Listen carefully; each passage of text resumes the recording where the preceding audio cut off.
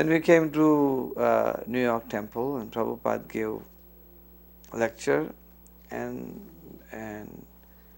coincidentally enough, he spoke about Indians, and he said especially those who are born in India, Bharat Bhumi te hoile manusya janma ja, janma sarthak kari kara paropakar.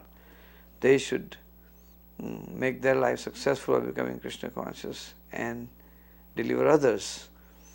And I was there in the crowd and I was hearing, and I felt like, he was telling me that, you're just wasting your life, become serious. And because the environment was so nice, and it was like I was making a very rapid progress. And then the devotees was everywhere. It was 400 devotees in little 439 Henry Street building. So it was really crowded.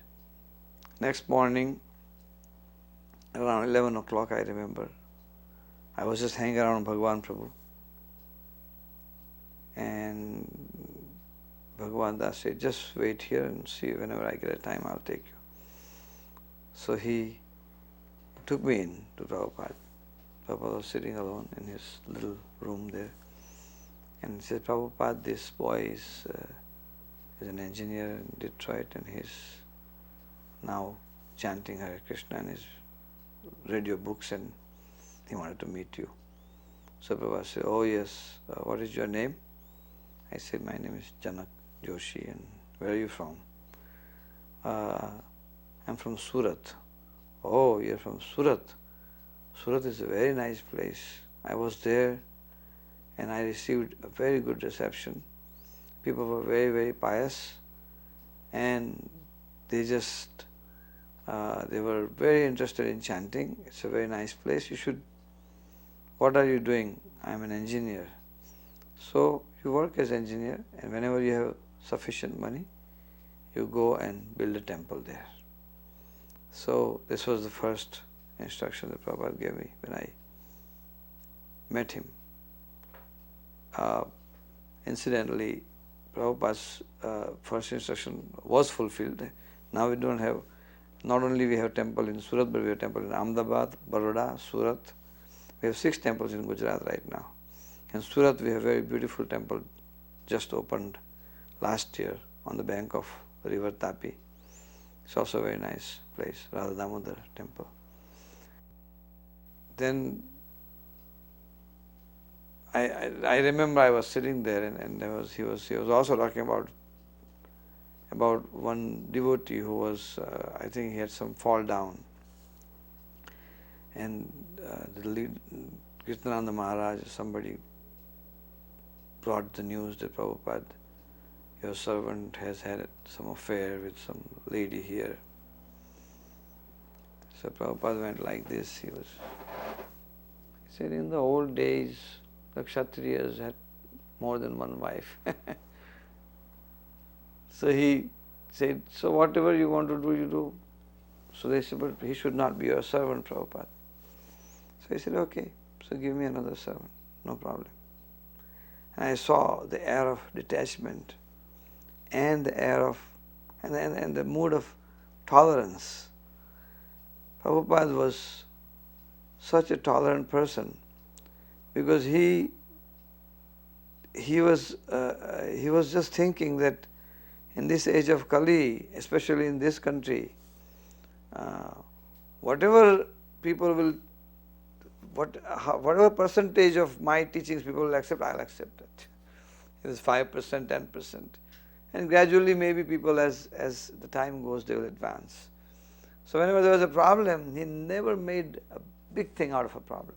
That I saw the first day, in my first meeting in New York, I saw the way he was so nonchalant. He said, he did not condone the activity, but just to cool down the people who are complaining. He just said that, in the old days, Kshatriya had more than one wife. So, but then he removed him as a servant.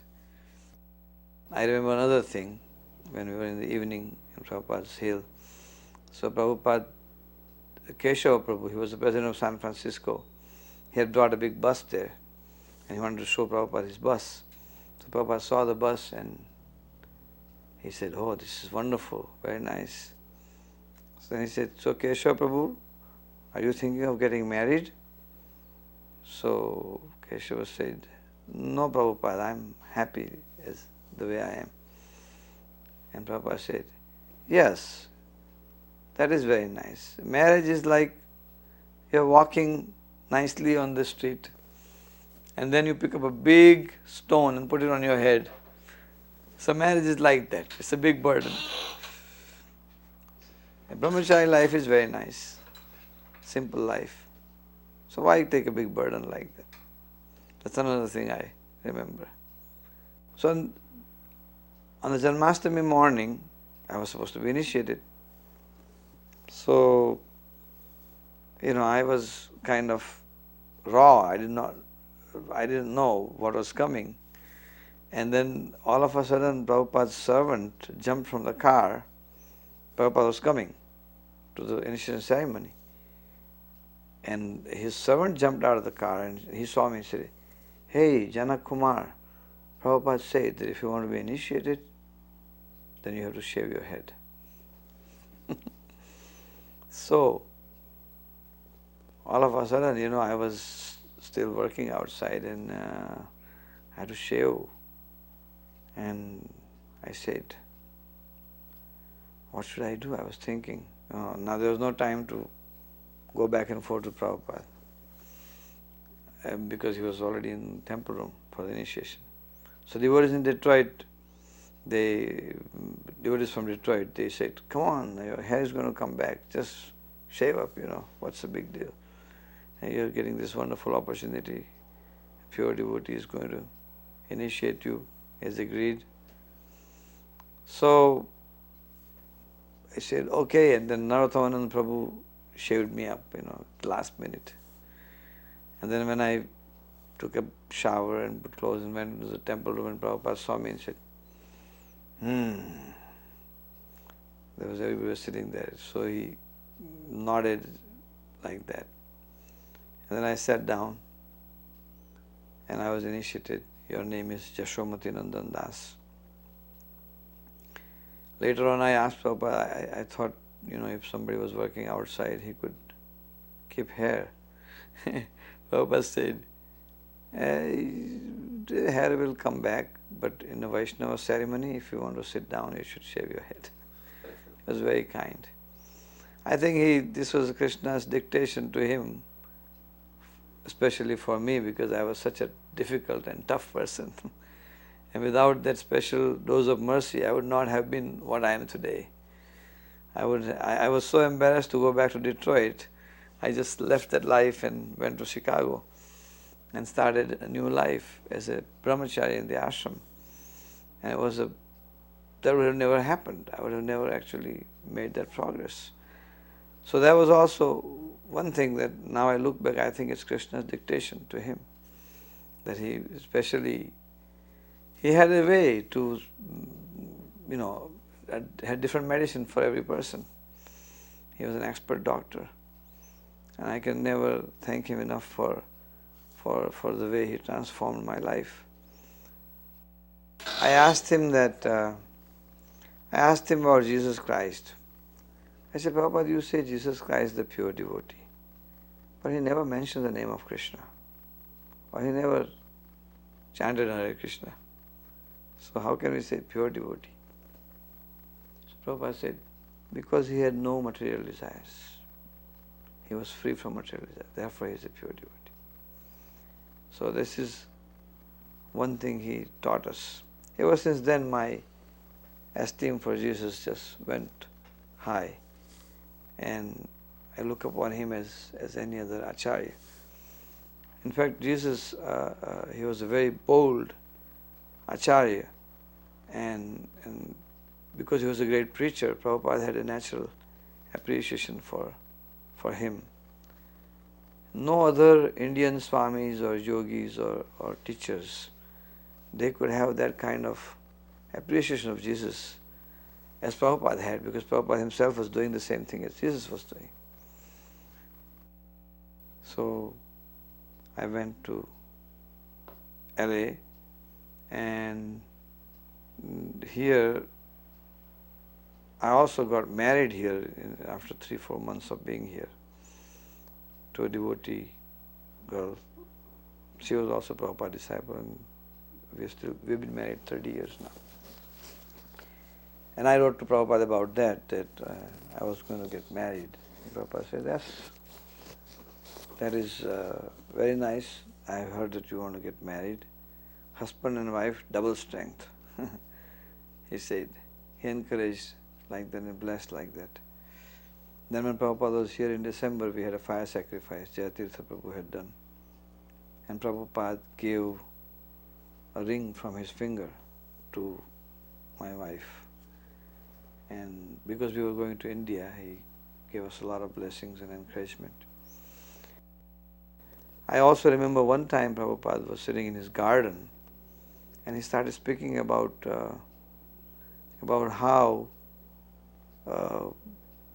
how he was almost frustrated in coming to America because he was trying for P forms from the Indian government to come to America. He had gone from one department to another department, and they were not giving him. He had convinced Sumati Morarji to give him a berth on her steamer, but then Indian government had to sanction his P form. So he said, I was frustrated, I was getting out of the office, and then one Bengali gentleman he saw me and he said, he spoke to me in Bengali, how are you, Baba, what do you want, is there anything you have come here for, Swamiji? So he said, yeah, what is your name? My name is Banerjee. Oh. So I started speaking to him Bengali, and that man, Banerjee, he went around from this table to that table and got his P form sanction. And he says, just Krishna's mercy. So how much I tried and it didn't happen, and this man, immediately last minute, he did it. So he helped me. And then I came to America, and I used to go to, sometimes I would go back to the pier on which I landed and ask, when is the next steamer going to back to India? Because I was trying very hard and I was struggling very hard. So one man was there, Indian man, he said, Swamiji, you have asked so many times, but you are not going to India because you have come with a mission. So Prabhupada said, actually I also did not want to go back without getting some success. But I would go and ask just, when is the next steamer going to India? So finally, his mission took off, and so that portion he was narrating. And I think Satsurma was also there at the time, sitting in the garden. It has been recorded. But I remember that very intimate discussion once in his garden. Then in his room, I remember once Giriraj Maharaj's parents coming there, Giriraj Das Brahmachari. Giriraj had just come from India after being in India for 3-4 years. He was a little sick, so he had come to Chicago, and then he came to Los Angeles.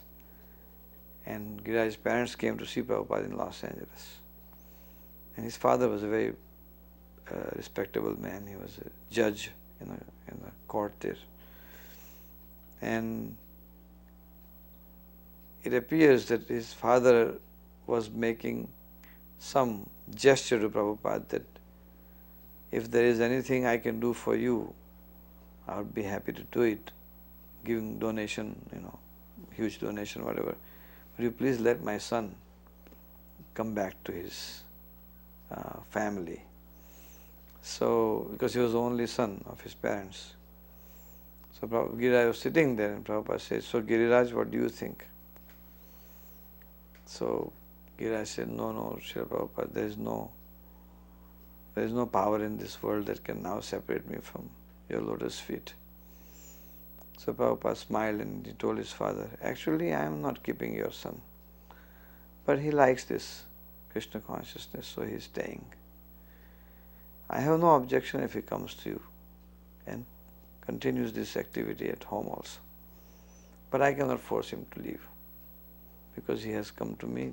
So, but I can assure you that he will be very happy and peaceful here, and he will make you proud, father. And then his father is a kind of a, he was a jolly man. So there were so many exchanges. But I remember that both mother and father left very happily from Prabhupada with a very positive impression of Srila Prabhupada. So he knew exactly how to conduct himself, especially with the parents of the devotees. He sympathized with them. When I went back to India in 1974, my parents also went to see him. And my mother was saying, our only son, we put all our money, everything to send him to America, and he has now left everything and joined. So Prabhupada said that, he has joined here and you can also come and join. I will give you a room, I will give you a nice place to stay. And your son has now become a devotee of the Lord, so you should be proud.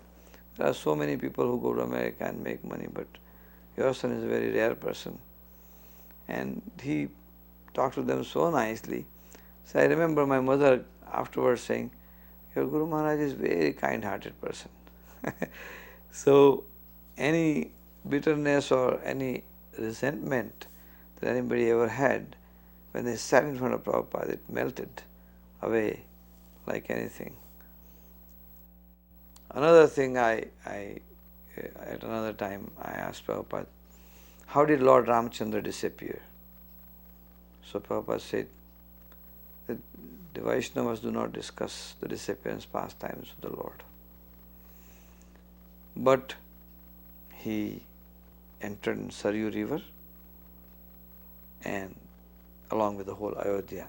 And finally I read in Ramayana, Valmiki Ramayana, the Lord Ramchandra entered in the river Saryu, and along with him the whole Ayodhya entered, and they went to Vaikuntha together. So they gave me another very important principle, that the pastimes, the disappearance pastimes of the Lord is not very much discussed by the devotees. Another time I asked about Rupa Goswami, and I said that Rupa Goswami was born in a Saraswata Brahmin family, very exalted Gauda Saraswat family. And he was such a great scholar in Sanskrit, and he had a very powerful Vedic background. Why does he feel so low that he also did not enter the temple of Jagannath, Rup Sanatan? That's what I asked him. Why would they not enter the temple of Jagannath? Well, they were actually just because they associated with Muslims. So Prabhupada said, well, associating with Muslim means adopting their habits, like meat-eating and other things like that. So maybe they also had associated with them in that way. So they felt like that. Very pragmatic person, maybe. But he said, but everything they did was under the dictation of Krishna. They are eternally liberated souls, Nitya Siddha. So it doesn't matter what they did. Also I asked about another big Bhagavat reciter in India, probably the biggest ever. He's no longer there, but he was there very big then. And he had a very saintly character. His name was Dongre Maharaj. So when he gave Bhagavat recitation, he would shed tears from his eyes, and even the audience would cry the way he would speak. Mostly he would speak in Gujarati, but he had become famous all over northern India. He also spoke in Hindi. Even till today, people revere him as a great Bhagavatam reciter. So Prabhupada said, I don't know about him. What does he say? So I said that Well, he does speak about Krishna's pastimes, but he also says that you can worship whoever is your Ishtadev, whomever you believe in. And you can also chant Om Namah Shivaya or cling Durgaya Namaha, Chamundaya Namaha. There are several mantras that he prescribed. Even though in his own katha, he would generally chant Hare Krishna mantra, Hare Krishna, Hare Ram, Ram Ram, Hare Krishna, Krishna Krishna, Hare. That's the mantra he would describe. He would himself recite. Prabhupada said, if he thinks that the name of Krishna and name of the demigods is the same, then he is not Dongre, he is Dongre. Dong means pretension, make believe. So, it is not Dong, it is Dongre. It says that the devotee, Vaishnava will not say that the holy name of Krishna is equivalent to anything else. So he never judged a person by his looks or by his name or by the style of speech or by the tears he shed, but he judged the person by what he spoke, the philosophy, the Siddhanta. So that was a nice experience hearing. He would speak, whoever came, he would give philosophical, instructions. That was his life. Whoever came, after 2 minutes, he would start talking about Krishna. And he used to keep this book, one by Dr. Radhakrishnan, one by Gandhi.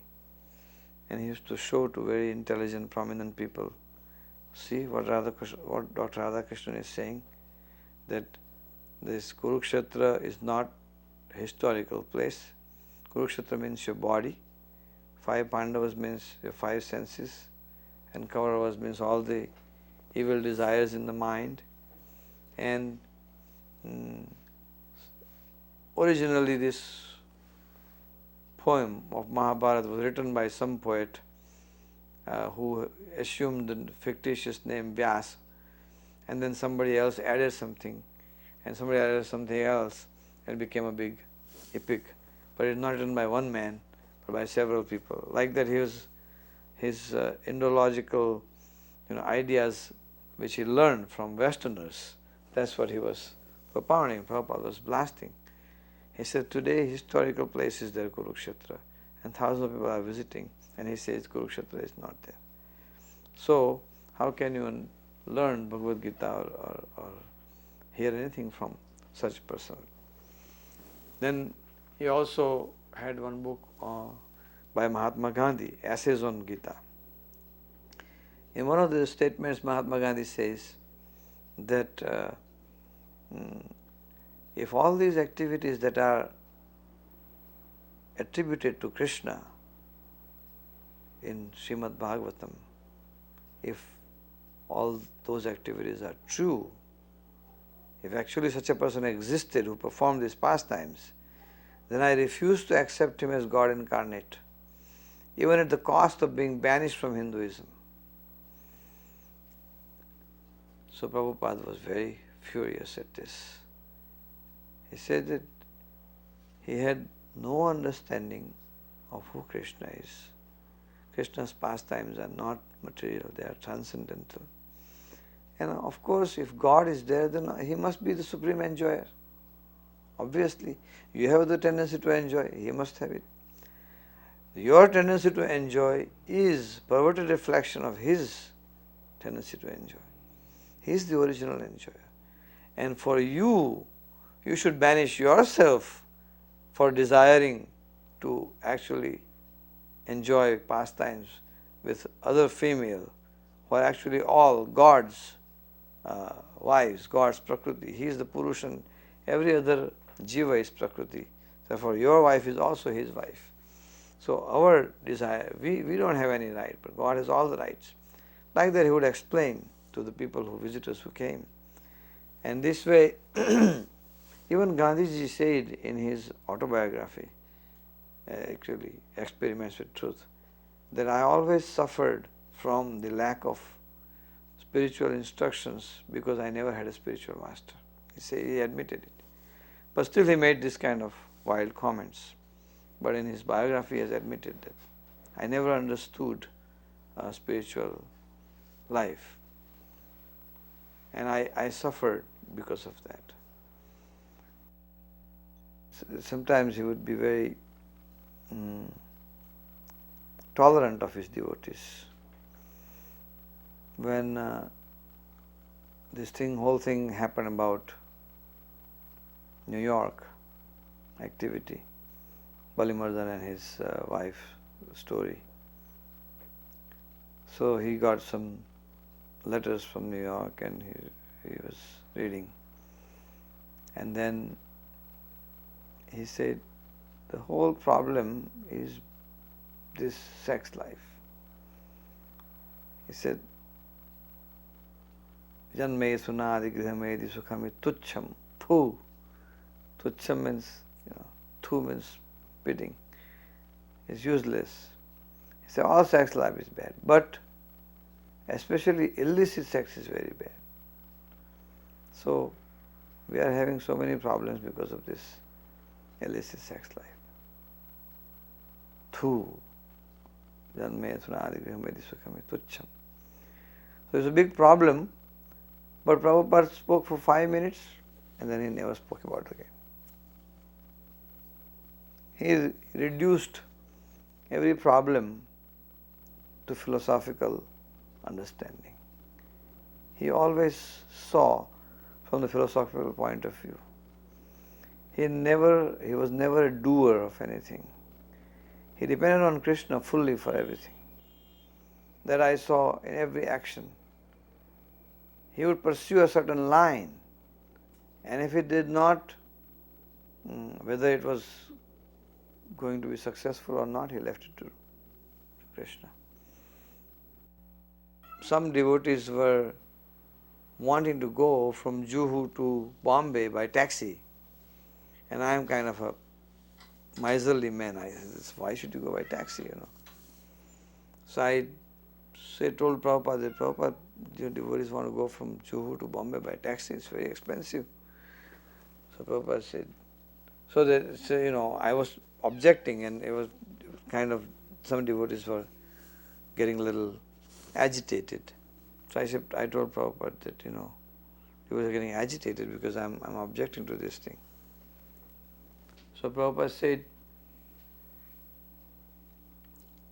you just think like this. They were just like tigers, blood. It's like tigers drink blood, they were eating flesh and blood. Now they are chanting Hare Krishna, they are enjoying spiritual, they are dancing. Is not that a very great achievement? So if they want some money, just give them. If they are taking some extra money, if there is some fault, don't worry about it. Then next day in the class he said this money is very, very hard to come. He said every rupee should be considered as a brick in the temple. Money is like Krishna's blood, and we should not waste money. So instruction. So to me he said you tolerate. To them he says don't. There's money. In other words, you can say the same thing, but you can say it in such a nice way that a person does not feel discouraged. This was the key principle in Prabhupada's dealing with every devotee. And that's why he was able to produce so many managers. In spite of all of us making so many mistakes, the movement grew because Prabhupada's kindness and affectionate nature. Another instance I remember is when the Nectar of Instruction came out, the book in which it is said that there is the last verses, they say that Vaikuntha janito varamadupuri tatrapi rasosavad. Greater than Vaikuntha is Mathura Mandal, and greater than that is Vrindavan, where Rasa dance takes place. And greater than Vrindavan is Govardhan, and Govardhan Radha Kund is the best place. Where is the person who is in knowledge who will not serve the holy place called Radha Kund? This is the verse from Nectar of Instruction. So, the Prabhupada's secretaries were complaining that now devotees have read this book and they want to come to Vrindavan. They want to give up their service in book distribution and they want to come to Vrindavan and stay in Radha Kund because the Nectar of Instruction says like this. So Prabhupada says, just see the rascal. He has not even followed the first verse of Upadeshamrut and he is jumping on the 12th verse of Upanishad. The first verse is Vacho Vegam, Manasaha, Krodha Vegam, Jihva Vegam, Udarupastha Vegam. One who controls the pushes of the senses, he is fit to be guru and make disciples everywhere. Saram apimam pathvim sasishyat. So he said, let him first follow this first verse of Upadeshamrut. Let him control his senses first. Then he can think of Radha. Just like monkey, he is living in the forest, on the tree, eating only fruits and leaves, but always thinking about where is the she monkey. So he is jumping from branch to branch. So it's called Markata Vairagya, renunciation of a monkey. So this kind of desire, give my service when go to Vrindavan, is simply a monkey business. And tell them that first let them control their senses. Let them perfect the first verse of the Upadeshamrut, then think of the 12th verse of the Upadeshamrut. That was very instructive thing. Some other memorable events were when we went to the morning walk on Juhu Beach, famous morning walks with Dr. Patel, where he would be arguing with Prabhupada and Prabhupada would smashing his philosophy. So, every day, Dr. Patel had a very arrogant personality, but with Prabhupada, Prabhupada was like a snake charmer, He was charmed by Prabhupada. Only with Prabhupada, he would only be respectful to Prabhupada, nobody else, no other devotees. He would criticize every devotee except Prabhupada. And Prabhupada also philosophically would argue, but with respect. And Prabhupada also respected him. That Dr. Patel was proud that Prabhupada is like my elder brother. He was thinking like that. He said, in previous life, I must have been your brother. Prabhupada would just encourage him. So, one day Prabhupada said something about Ramakrishna Paramhans. He said that Ramakrishna philosophy is totally bogus. Yato mat tato pat. And you can eat anything, you can do anything, and that's all the same thing. So this is totally bogus philosophy. It's atheism. And then he was criticizing Daridra Narayan philosophy. Daridra Narayan, Vivekananda had coined this term, Daridra Narayan, that Narayan is not in the temple, but he is in Daridra, means poor man. So better you serve the poor man than going to the temple. So Prabhupada was criticizing this, that if Narayan is in Daridra, then why not in the rich also? And if Narayan is in the man, then he is also in the chicken. So you are trying to serve the poor man and kill the chicken and eat. So Murgi Narayan, you are eating Murgi Narayan and you are serving Daridra Narayan. So your philosophy is contradictory. Prabhupada said that, why are you calling Daridra Narayan? He is Daridra. You want to serve him, you want to give him something. On Daridra you can bring compassion, but serve Narayan.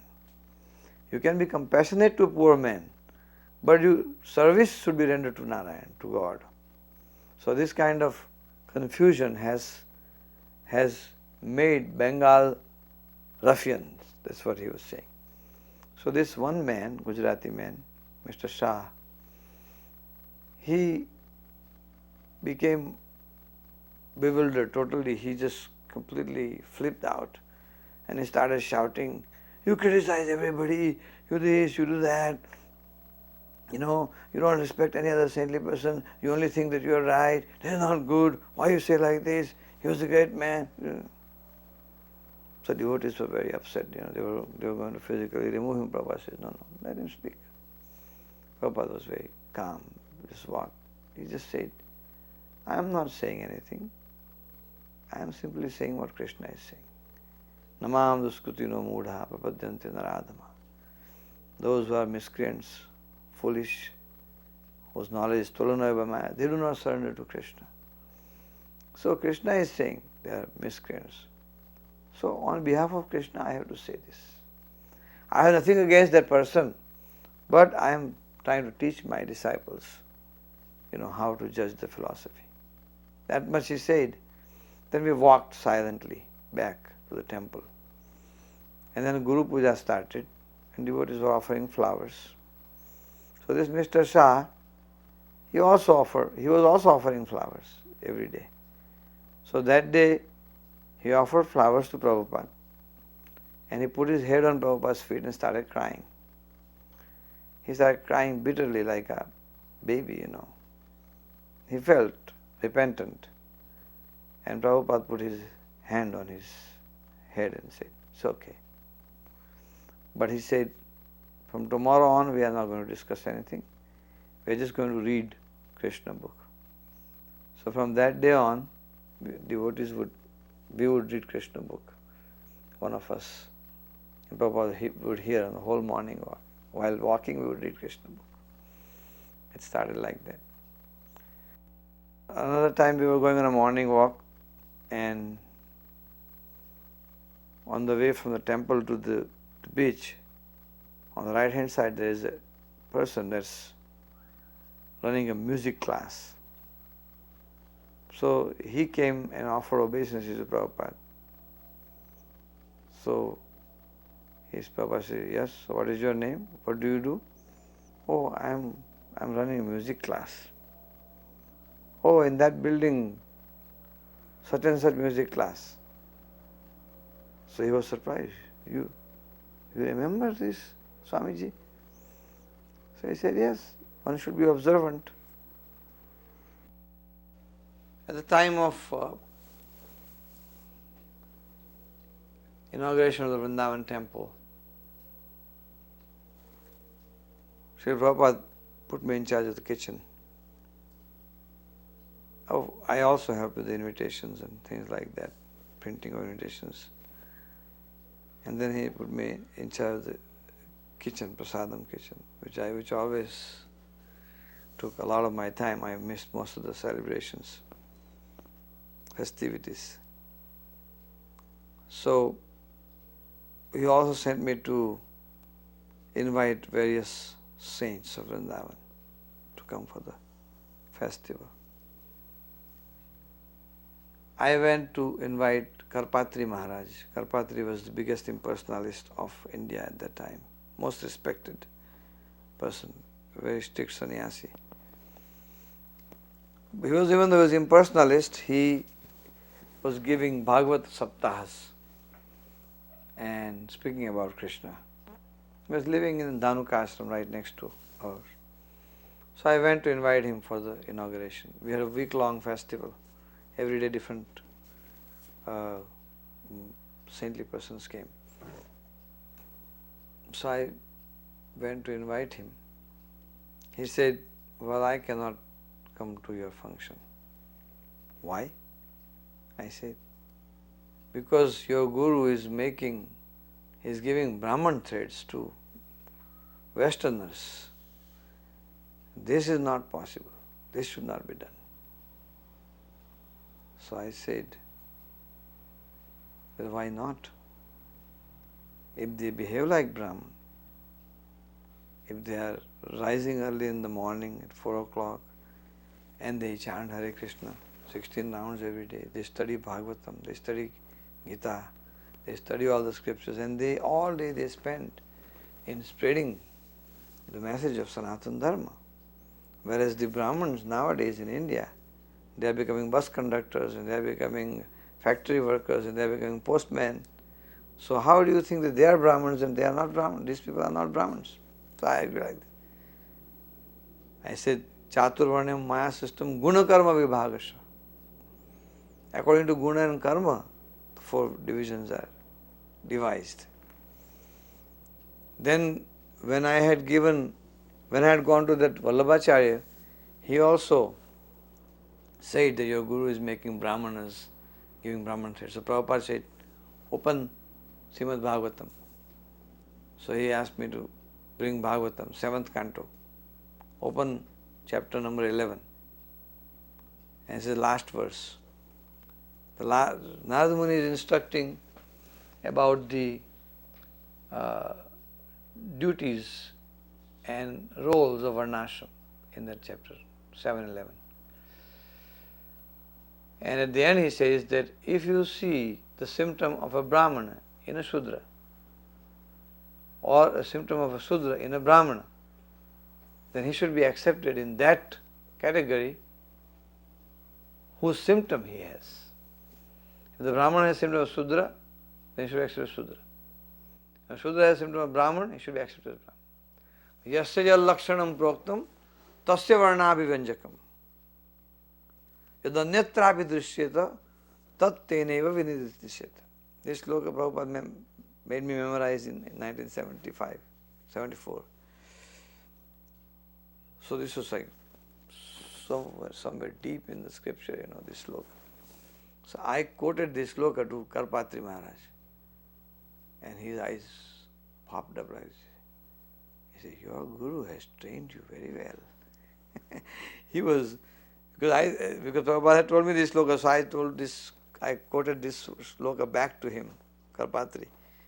Yasya lakshanam proktam tasya varnabhivanjakam. So he said, your Guru has trained you very well. Then he said, but there is a tiger, actual tiger, and a tiger-like man. A man is considered, he's like a lion. So he's like a lion, but he's not lion. So he's like a Brahman, but not a Brahman. Like that, you can see how the Mayavadis use the word jugglery. So there was the example of word jugglery. So I came and narrated everything to Prabhupada, that this Karpatri was speaking like this. So Prabhupada said, did you tell him this verse? Yasya lakshanam proktam? I said, yes. I said, yasya lakshanam. And he said that your Guru Maharaj has prepared you very well. So I started laughing.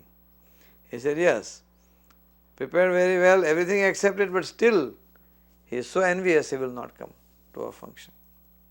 So unfortunate. This wonderful temple of Lord Chaitanya Mahaprabhu is opening. He appreciated, but it was too hard, Mayavadi. The governor was there as a chief guest in the function, Kechana Reddy, governor of Uttar Pradesh. So we had a very nice Vyasasana for Prabhupada. And we wanted Prabhupada to sit on the Vyasasana, inauguration day. Prabhupada said, no, I will not sit on a Vyasasana. I will sit with the governor in the chair. Because there is a protocol that when a governor is there, no one should sit on a higher seat. So Prabhupada knew this protocol. So even though it was his temple opening, he is the Acharya of the whole world, he himself made arrangement and sat on a chair with the governor. 1977, I went to one of his godbrothers' place, Madhu Maharaj's place. And there was another devotee with me. So I said, I am a disciple of Prabhupada, Bhaktivedanta Swami. Oh, so Madhu Maharaj said, oh, that is very nice. But I am senior to Swami Maharaj. I am senior to Swami Maharaj. He said that yes, there is Swami Maharaj was a businessman, so he is very expert in organizing. Therefore, his movement has spread everywhere, very well. But that is all external. Bhakti is something else. Bhakti is the spontaneous thing in the heart. So I could see he was criticizing. Then he gave me some orange or something. I left it there and I walked out. I said, I said that bhakti, I said preaching is the mission of Sri Chaitanya Mahaprabhu, and you consider that as an external thing? Chaitanya Mahaprabhu says, whomever you meet, you talk about Krishna. And he said, Haridas Thakur Nityananda Prabhu, to go door to door. And you think this is external. So then I left and I came and told Prabhupada this thing. And Prabhupada was so furious. For 3 days he spoke about this on a morning walk. 3 days he said, just see the envious person. He thinks that this spreading the mission of Lord Chaitanya all over the world and thousands of people are chanting Hare Krishna, that is because it's from business success. It's an external thing. What has he understood? He's a sannyasi for so many years. What has he understood? For 3 days he blasted. Once we were sitting with Puri Maharaj, and he recalls that B.V. Puri, he was a favorable man.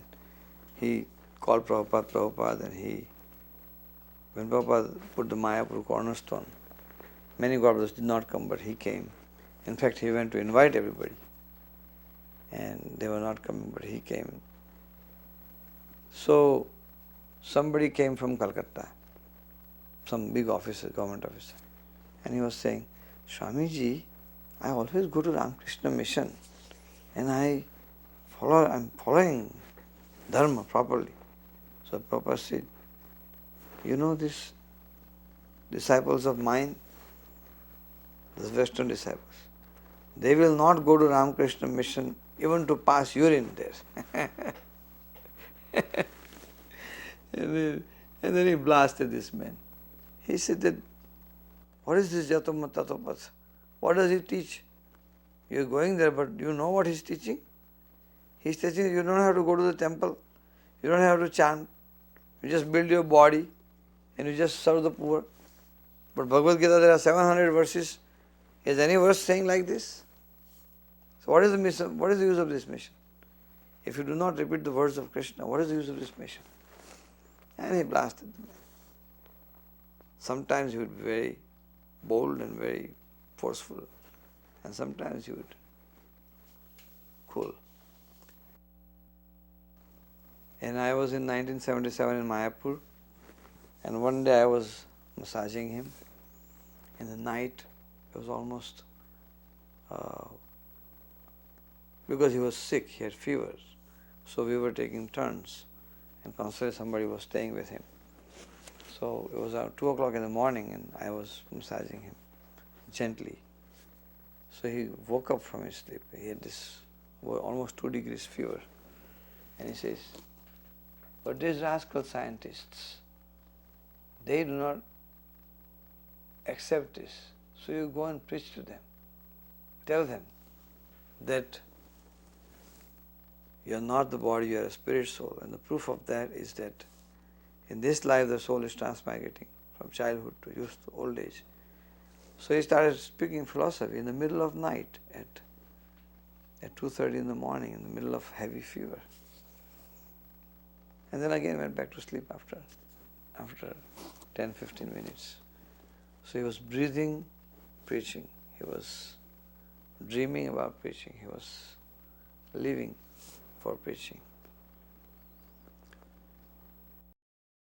Je anilo premadana koruna prachu